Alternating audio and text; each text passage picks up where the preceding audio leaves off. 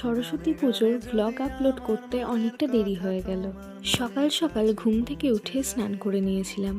7:30টার মধ্যে আমাদের বাড়ির পুজো কমপ্লিট হয়ে গেছিল। এই বছরে মায়ের প্রতিমা সাজটা অন্য বছরের থেকে অনেকটা অন্যরকম ছিল।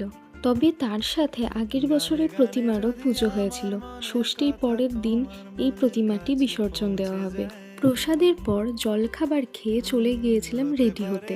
এই বছর অন্যবারের থেকে অনেকটা সকাল সকাল বেরিয়েছিলাম। এই যে আমার সাজ একদম কমপ্লিট। তারপর বেরিয়ে পড়েছিলাম দুজনে মিলে একসাথে ঠাকুর দেখতে।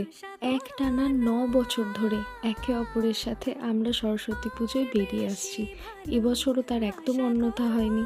আগে তো শুধুমাত্র কয়েকটা স্কুল এবং কলেজে ঠাকুর দেখতে যাওয়া হতো, তবে এই বেশ কয়েক বছর ধরে সরস্বতী পুজোতেও বিভিন্ন পাড়ায় বিভিন্ন ক্লাবে নানা রকম প্যান্ডেল করে দেবীর আরাধনা করা হচ্ছে।